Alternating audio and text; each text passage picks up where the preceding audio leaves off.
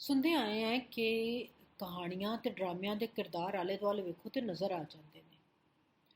ਆਲੇ ਦੁਆਲੇ ਅੱਜ ਕੱਲ੍ਹ ਇੰਨਾ ਕੁ ਕੜਮਾਸ ਪਿਆ ਹੈ ਕਿ ਮੈਂ ਕਿਹਾ ਚਲੋ ਡਰਾਮੇ ਦਾ ਚੈਨਲ ਲਾ ਕੇ ਦੇਖਨੇ ਆ, ਉੱਥੇ ਵੇਖਨੇ ਆ ਉਹ ਕੀ ਵਿਖਾ ਰਹੇ ਨੇ।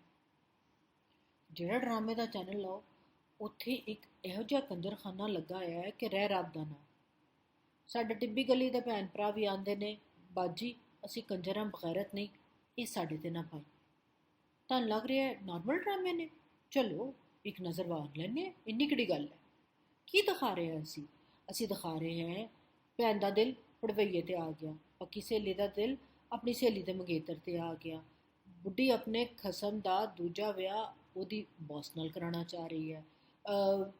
ਮਸ਼ਹੂਰ ਵਕੀਲ ਦਾ ਦਿਲ ਆਪਣੇ ਮਰੇ ਮੁੰਸ਼ੀ ਦੀ ਵਡੇਰੀ ਰੰਗੀਨ ਬੇਵਾ ਤੇ ਆ ਗਿਆ। ਅਸਤਾਨੇ ਤੇ ਬੈਠੇ ਮੁਰੀਦ ਦਾ ਦਿਲ ਤੇ ਅੱਖ ਸੱਤ ਪਰਦਿਆਂ 'ਚ ਲੁਕੇ ਮੁਰਸ਼ਦ ਦੇ ਘਰ ਦੀ ਜ਼ਨਾਨੀ ਤੇ ਆ ਗਿਆ, ਤੇ ਸਿਆਸਤ ਦਾ ਦਿਨ ਐਂਕਰਾਣੀ ਤੇ ਆ ਗਿਆ। ਕੀ ਕੀ ਹੋ ਰਿਹਾ ਹੈ? ਹੋਰ ਕੀ ਤੁਸੀਂ ਵਿਖਾਣਾ ਜੇ? ਵਿਖਾ ਕੀ ਰਹੇ ਹੋ ਤੁਸੀਂ? ਜਵਾਨ ਧੀ ਆਪਣੀ ਬੇਵਾ ਮਾਂ ਨੂੰ ਬੰਦੇ ਪਛਾਣ ਦੇ ਤਰੀਕੇ ਦੱਸ ਰਹੀ ਹੈ, ਤੇ ਨਾਲੇ ਉਹ ਬੰਦਾ ਜਿਹਨੇ ਉਹਦਾ ਅੱਬਾ ਬਣਨਾ ਉੱਤੇ ਆਪੇ ਵੀ ਲਹਿਰਾ ਮਾਰੀ ਜਾ ਰਹੀ ਹੈ। ਜਿਹੜੀ ਕੁੜੀ ਘਰੋਂ ਬਾਹਰ ਜਾ ਰਹੀ ਹੈ, ਭਾਵੇਂ ਸਕੂਲੇ ਜਾਏ, ਕਾਲਜ ਜਾਏ ਜਾਂ ਕੰਮੇ ਜਾਏ, ਉਹ ਕੋਈ ਨਾ ਕੋਈ ਚੰਨ ਚਾੜ ਕੇ ਆ ਰਹੀ ਹੈ। ਬੇਵਾ ਦਾ ਹੱਕ ਮਾਰਨਾ ਜਾਇਜ਼, ਯਤੀਮ ਦਾ ਹੱਕ ਮਾਰਨਾ ਜਾਇਜ਼। ਯਤੀਮ ਕੁੜੀ ਹੋਵੇ ਤੇ ਘਰ ਰੱਖੋ, ਕੰਮ ਕਰਾਓ, ਕੁੱਟੋ, ਉਹ ਵੀ ਜਾਇਜ਼। ਪੁੱਤਰ ਉਤੇ ਬੇਵਾ ਮਾਂ ਦਾ ਹੱਕ ਮਾਰਨਾ ਜਾਇਜ਼। ਗੱਲ ਉਸ ਤੋਂ ਵਾਈ ਆਤ ਹੋ ਜਾਂਦੀ ਹੈ ਜਦੋਂ ਹਰ ਦੂਜੀ ਕਿਸ 'ਚ ਇੱਕ ਚੰਡ ਪੈਣੀ ਬੜੀ ਜ਼ਰੂਰੀ ਹੈ। ਕਿਹਨੂੰ? ਇਹ ਇਸ਼ੂ ਨਹੀਂ ਕਿ ਕਿਹਨੂੰ ਪੈਣੀ ਹੈ। ਪਿਓ ਪੁੱਤਰ ਨੂੰ ਮਾਰ ਦੇ, ਪੁੱਤਰ ਭੈਣ ਨੂੰ ਮਾਰ ਦੇ, ਭੈਣ ਭੈਣ ਨੂੰ ਮਾਰ ਦੇ, ਖਸਮ ਬੁੱਢੀ ਨੂੰ ਮਾਰ ਦੇ, ਬੁੱਢੀ ਖਸਮ ਨੂੰ ਮਾਰ ਦੇ, ਮਾਂ ਪਿਓ ਨੂੰ ਮਾਰ ਦੇ, ਕੋਈ ਕਿਸੇ ਨੂੰ ਮਾਰ ਦੇ। ਬਸ ਇੱਕ ਚੰਡ ਹੋਣੀ ਚਾਹੀਏ ਜਿਹਨੂੰ ਅਸੀਂ ਟਾਂ ਟਾਂ ਕਰਕੇ ਸਟਾਰ ਪਲੱਸ ਦੇ ਡਰਾਮੇ ਵਾਂਗਰ ਵਿਖਾਈ ਜਾਏ। ਇਹ ਕੀ ਹੈ ਬਈ? ਕਿੱਥੇ ਹੁੰਦਾ ਹੈ? ਕੀ ਵਿਖਾਣਾ ਚਾਹ ਰਹੇ ਹੋ ਤੁਸੀਂ? ਕਿ ਸਾਰੇ ਰਿਸ਼ਤੇ ਗੰਦੇ ਹੁੰਦੇ ਨੇ ਤੇ ਹਰ ਫਸਾਦ ਦੀ ਜੜ ਸਿਰਫ ਔਰਤ ਹੈ? ਫਿੱਟੇ ਮੂੰਹ ਤੇ ਲੱਖ ਦੀ ਲਾਨਤ ਇਹੋ ਜਿਹੇ ਸਾਰੇ ਡਰਾਮੇ ਲਿਖਣ ਵਾਲਿਆਂ ਤੇ। ਮਗਰ ਡਰ ਮੈਨੂੰ ਉਸ ਵੇਲੇ ਪਿਆ ਜਨਾਬ, ਜਦੋਂ ਮੈਨੂੰ ਇਹ ਲੱਗਾ ਕਿ ਹਕੂਮਤ ਸਾਡੀ ਜਿਹੜੀ ਹੈ ਨਾ, ਉਹ ਇਹਨਾਂ ਡਰਾਮਿਆਂ ਨੂੰ ਬਹੁਤ ਸੀਰੀਅਸਲੀ ਲੈ ਕੇ ਫੋਲੋ ਕਰ ਰਹੀ ਹੈ। ਤੁਹਾਨੂੰ ਤੇ ਮੇਰੀ ਹਰ ਗੱਲ ਮਜ਼ਾਕ ਲੱਗਦੀ, ਮਜ਼ਾਕ ਨਹੀਂ ਕਰ ਰਹੀ। ਅੱਛਾ ਚਲੋ ਦੱਸ ਦਿਓ ਕਿਹੜਾ ਡਰਾਮਾ ਅੱਜ ਕੱਲ੍ਹ ਬਹੁਤ ਰੇਟਿੰਗ ਲੈ ਰਿਹਾ? ਜ਼ੇਬਾਇਸ਼। ਜ਼ੇਬਾਇਸ਼ 'ਚ ਕੀ ਹੈ? ਵੱਡੀ ਕਾਸਟ, ਐਕਟਿੰਗ, ਅੰਡਾ। ਸਾਡੀ ਹਕੂਮਤ 'ਚ ਕੀ ਹੈ? ਵੱਡੇ ਨਾਂ, ਡਿਲੀਵਰੀ, ਅੰਡਾ। ਜ਼ੇਬਾਇਸ਼ 'ਚ ਵਨ ਵੂਮਨ ਸ਼ੋ, ਸਾਡੀ ਹਕੂਮਤ ਵਨ ਮੈਨ ਸ਼ੋ। ਜ਼ੇਬਾਇਸ਼ ਦੀ ਬੁਸ਼ਰਾ ਅੰਸਾਰੀ ਸੋਸ਼ਲ ਮੀਡੀਆ ਤੇ ਆਪਣੇ ਹਰ ਅਕਾਊਂਟ ਤੋਂ ਆਪਣੇ ਡਰਾਮੇ ਢਗਾਉਣੀ ਕਿਰਦਾਰ ਦੀਆਂ ਤਾਰੀਫਾਂ। ਸਾਡੀ ਹਕੂਮਤ ਨੇ ਵਜ਼ੀਰ ਮੁਜ਼ੀਰ ਰੱਖੇ ਨੇ, ਆਪਣੀ ਹਕੂਮਤ ਦੇ ਹਰ ਕੰਮ ਦੀ ਤਾਰੀਫਾਂ ਤਾਰੀਫਾਂ ਤਾਰੀਫਾਂ ਤੇ ਲੁੱਡੀ ਹੈ ਜਮਾ ਲਓ। ਜ਼ੇਬਾਇਸ਼ 'ਚ ਸ਼ਹਾਨਾ ਦਾ ਕਿਰਦਾਰ ਬੁਸ਼ਰਾ ਅੰਸਾਰੀ ਕਰ ਰਹੇ ਨੇ, ਜਿਹੜੀ ਇੱਕ ਵਡੇਰੀ ਉਮਰ ਦੀ ਖਾਤੂਨ ਹੈ ਮਗਰ ਆਪਣੇ ਆਪ ਨੂੰ ਵਡੇਰੀ ਨਹੀਂ ਸਮਝਦੀ, ਛੋਕਰੀ ਬਣ ਕੇ ਇੱਧਰ ਉੱਧਰ ਟੱਪਦੀ ਰਹਿੰਦੀ ਹੈ।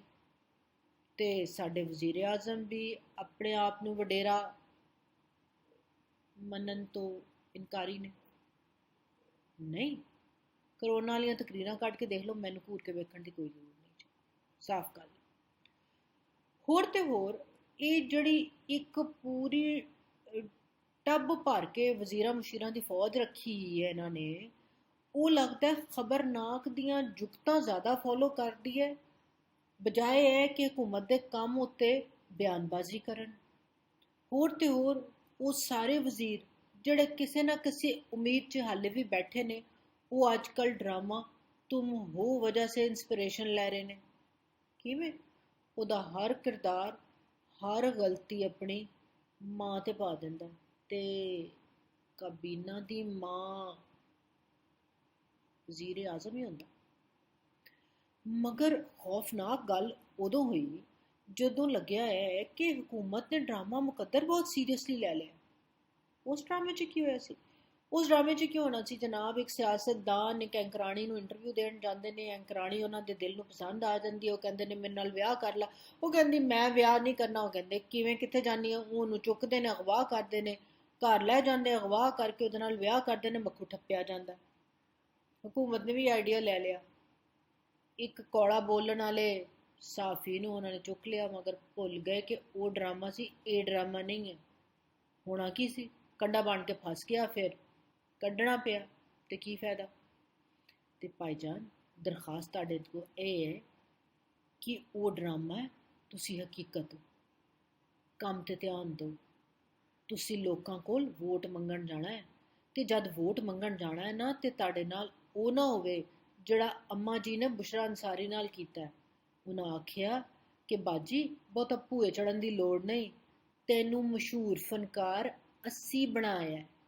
ਤੇ ਜੇ ਵੋਟਰਾਂ ਨੇ ਤੁਹਾਨੂੰ ਇਹ ਆਖ ਦਿੱਤਾ ਕਿ ਸਾਡੇ ਵੋਟਾਂ ਨੇ ਤੁਹਾਨੂੰ ਹਕੂਮਤ ਬਣਾਇਆ ਹੈ, ਤੇ ਤੁਸੀਂ ਇਹ ਕਹਿਣ ਜੋੜ ਕੇ ਵੀ ਨਹੀਂ ਰਹਿਣਾ ਕਿ ਚੁੱਪ ਕਰ ਜਾਓ, ਮੁਰਾਦ ਸਈਦ ਆ ਜਾਏਗਾ। ਤੇ ਸੋਚ ਲਓ, ਹਾਲੇ ਵੀ ਟਾਈਮ।